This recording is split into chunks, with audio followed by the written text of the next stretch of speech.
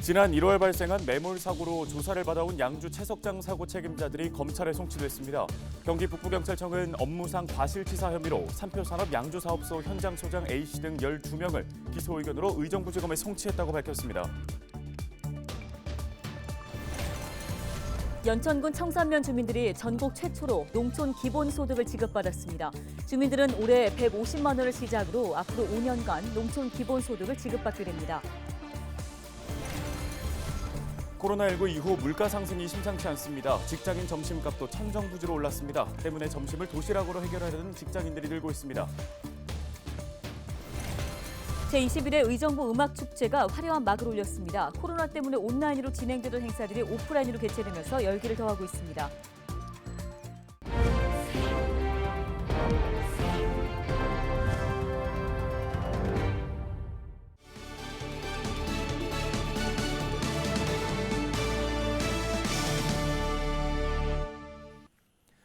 여러분 안녕하십니까? 헬로티비 뉴스입니다. 첫 소식입니다. 지난 1월 발생한 매몰 사고로 조사를 받아온 양주 채석장 사고 책임자들이 검찰에 송치됐습니다. 경기 북부경찰청은 업무상 과실치사 혐의로 삼표산업 양주사업소 현장 소장 A씨 등 12명을 기소 의견으로 의정부지검에 송치했다고 밝혔습니다. 또 같은 날 중부지방고용노동청은 중대재해처벌법 위반 혐의로 삼표산업 경영 책임자를 기소 의견으로 검찰에 송치했는데요. 한편 지난 1월 29일 양주 삼표산업 채석장에서 발생한 토사 붕괴 사고로 근로자 3명이 안타깝게 목숨을 잃었습니다. 경기도 특별사법경찰단이 학교 급식 포장육 제조업체 60곳을 대상으로 불법 행위를 집중 수사합니다. 수사 내용은 유통기한이 지난 제품을 폐기용 표시 없이 보관하거나 보관 온도를 지키지 않는 행위, 원산지 거짓 표시 행위와 냉동 원료로 냉장 제품을 만드는 행위 등입니다. 원산지를 거짓 표시하는 경우 7년 이하의 징역이나 1억 원 이하의 벌금이 부과되고 유통기한이 지난 제품을 폐기용 표시 없이 보관할 경우 3년 이하의 징역이나 3천만 원 이하의 벌금이 부과됩니다. 경기도가 기획부동산 거래를 이용한 불법 투기 거래에 대해 실시간 감시에 나섭니다. 도는 부동산 정보 누리집인 경기 부동산 포털에 기획부동산 거래 감시 기능을 구축해 운영에 들어갔습니다. 이 시스템은 한국부동산원 등에서 받은 실시간 거래 자료를 바탕으로 기획부동산 거래 패턴을 발견한 뒤 즉시 추적에 나서는 방식인데요. 도는 이번 시스템 구축으로 불법 투기 거래를 실시간으로 발견할 수 있을 것으로 기대하고 있습니다. 연천군 청산면 주민들이 전국 최초로 농촌 기본소득을 지급받았습니다. 경기도와 연천군은 지난달 30일 청산면 주민 3,696명에게 1인당 15만 원의 농촌 기본소득을 지역화폐로 지급했습니다. 해당 주민들은 올해 150만 원을 시작으로 앞으로 5년간 농촌 기본소득을 지급받게 됩니다. 경기도는 지난해 공모를 통해 연천군 청산면을 국내 최초로 농촌 기본소득 시범지역으로 선정했으며 올해만 62억 원의 사업비를 확보한 상태입니다.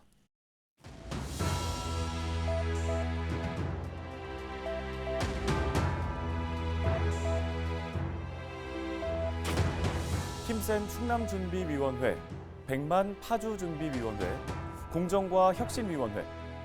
어떤 일들을 하는 곳인지 짐작이 가시나요? 이 이름들은 모두 자치단체장에 뽑힌 당선인들이 지은 인수위원회의 이름입니다. 앞으로 4년 동안 어떻게 행정을 펼쳐갈지 철학과 각오를 엿볼 수 있는데요. 그런데 한 당선인은 인수위원회의 사무실로 쓰겠다며 기존 공무원들을 다른 곳으로 옮기라고 통보해 점령군 논란이 일었습니다. 또 다른 당선인은 인수위 구성 과정에 보훈 인사로 빈축을 사기도 했는데요. 인수위는 앞으로 4년간 자치행정의 방향을 정하고 정책을 개발하는 중요한 기구입니다. 출발부터 잡음이 나온다면 유권자들의 실망감은 클 수밖에 없겠죠. 치열한 고민으로 유권자에게 또렷한 청사진을 보여주길 기대하겠습니다. 데일리 브리핑이었습니다.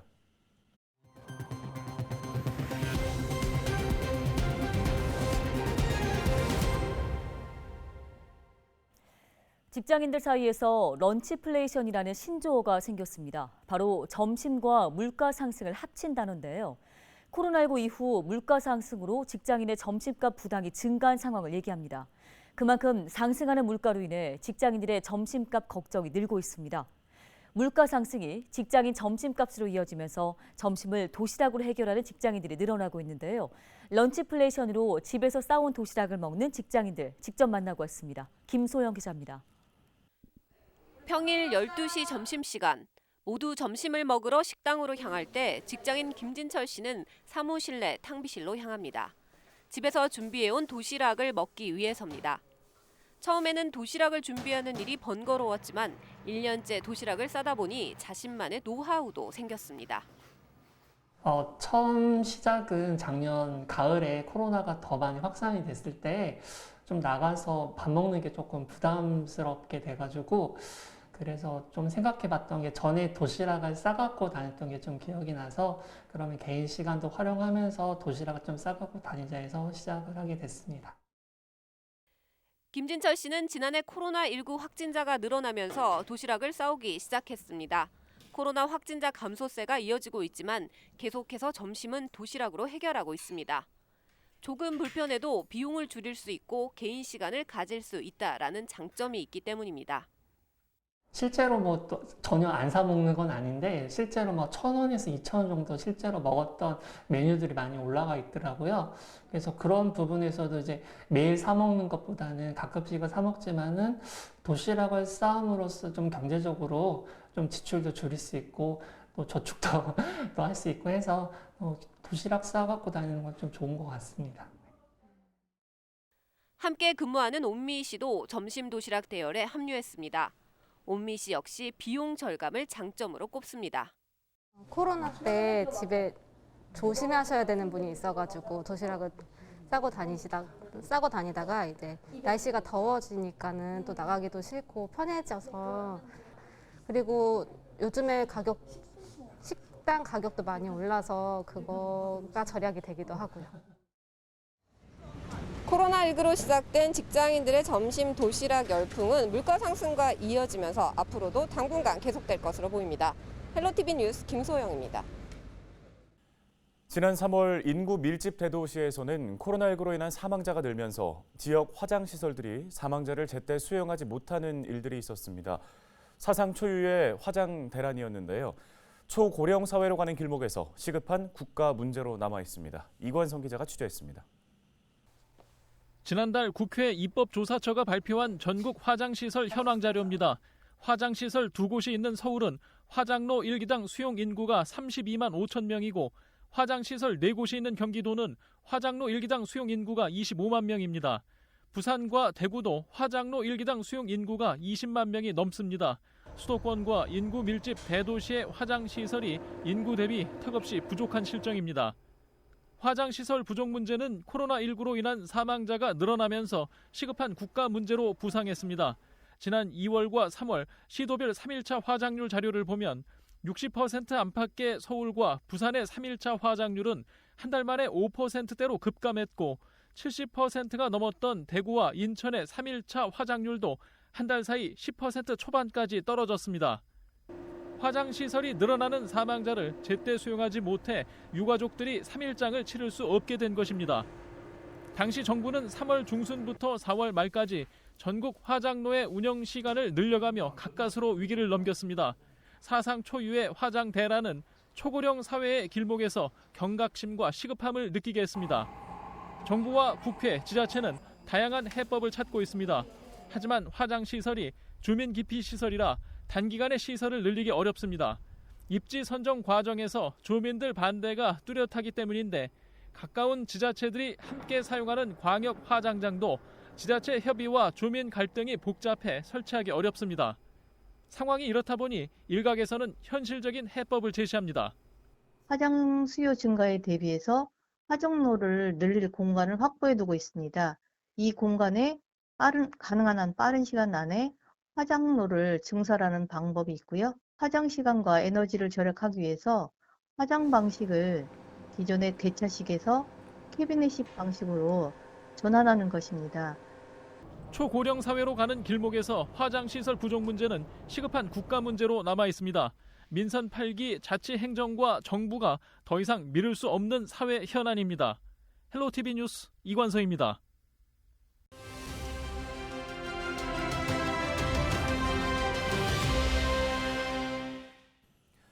다음 소식입니다. 의정부 곳곳이 음악과 문화 프로그램들로 축제 분위기가 한창입니다. 제21회 의정부 음악극 축제 덕분인데요. 코로나19로 그동안 온라인으로 진행되던 행사들이 오프라인으로 개최되면서 열기가 더 뜨겁다고 합니다. 네, 의정부 문화재단 이서구 축제예술부장을 전화 연결해 보겠습니다. 안녕하십니까? 네, 안녕하세요. 예, 말씀드린 것처럼 벌써 21회를 맞았습니다. 그간의 축제들과 좀 비교를 했을 때 의정부 음악극 축제만의 특별함과 또 남다른 메시지들이 있을까요? 예, 올해 의정부 음악극 축제의 주제는 거리로 나온 음악극 지구를 노래하다인데요. 환경 파괴로 야기되는 자연재해 등 전 세계가 겪고 있는 심각한 위기 상황을 인식하고 탄소 배출 저감, 일회용 쓰레기 최소화 등 우리 주위의 작은 것들부터 실천에 옮기려는 그런 마음가짐을 자연 친화적 친환경 축제로 진행하려고 합니다.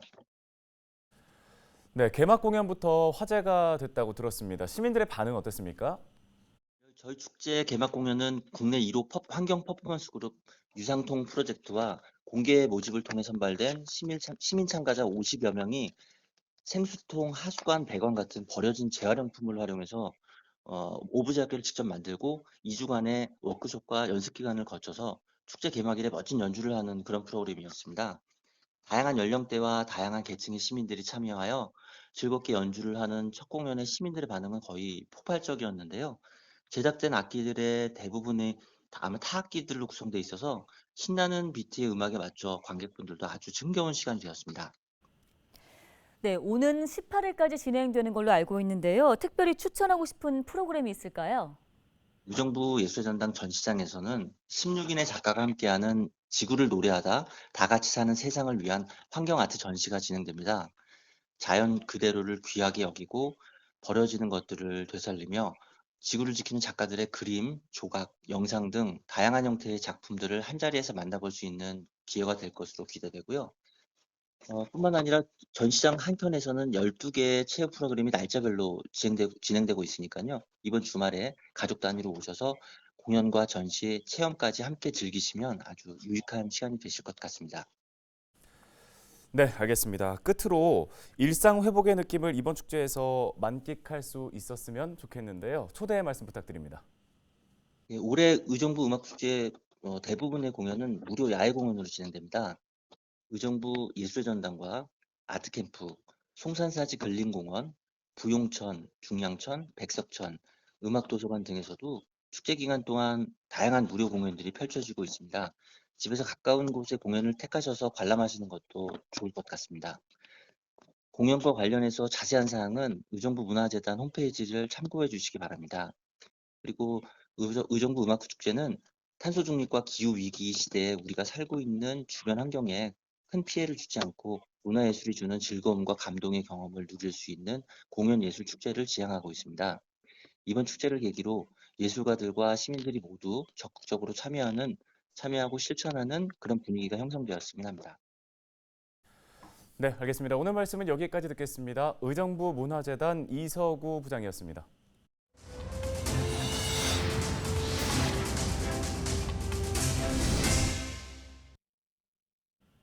다음 소식입니다.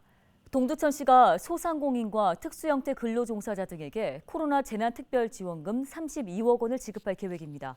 지원금 지급 대상은 음식점과 주점, 임의용업 등 25개 업종 3,365개소입니다. 지원금은 업종에 따라 50만 원에서 150만 원까지 지역화폐로 지급되는데요. 동두천시는 지난 7일부터 동두천시청 홈페이지에서 온라인 접수를 받고 있습니다. 자세한 내용은 동두천시 홈페이지에서 확인할 수 있습니다.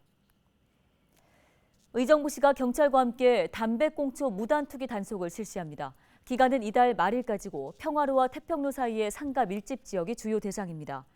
시와 경찰은 담배꽁초 무단투기 단속과 종량제 봉투 미사용, 쓰레기 분리배출 위반, 대형 폐기물 및 음식물 쓰레기 불법 배출 등 쓰레기 관련 불법 행위들을 계도하고 단속합니다. 위반 행위가 적발될 경우 과태료 5만 원, 비닐봉투 등 비규격 봉투를 사용한 무단투기는 과태료 20만 원 등의 과태료가 부과됩니다.